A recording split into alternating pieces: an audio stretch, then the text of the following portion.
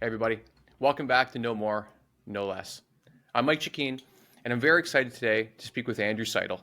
Andrew is a constitutional and civil rights attorney, activist, and author who has been defending the First Amendment in and out of court for more than a decade.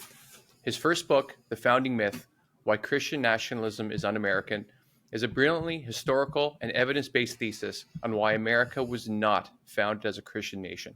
His second book, The American Crusade, is about how the U.S. Supreme Court is currently and actively weaponizing religious freedom.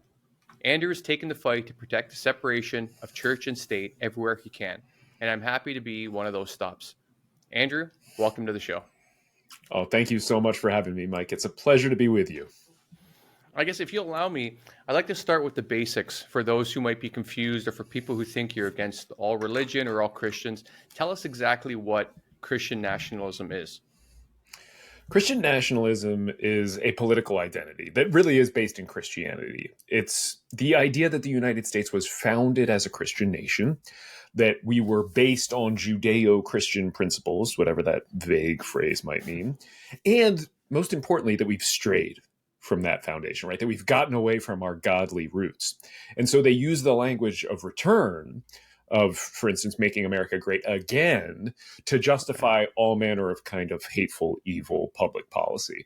And one of the ways to boil, I think, the idea of Christian nationalism down and the threat that it poses is to ask whether or not we have a government of the people, for the people, and by the people, as one of our famous presidents put it, or whether we have a government of the Christians, for the Christians, and by the Christians. And really, we're not talking about all Christians here. Really, we're talking about conservative, white, heterosexual Christian men, right? That's who Christian nationalists are out to favor.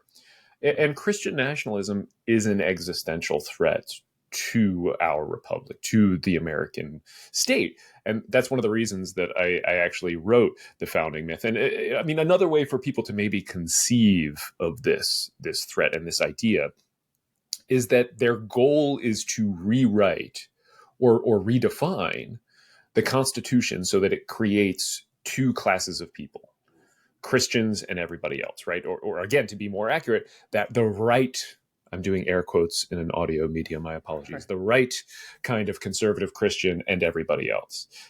So their goal is to codify Christian privilege and elevate Christians to this special favored class, and everybody else is going to be second-class citizens. Right, because it seems like one of the important things of the American experiment is this freedom of religion.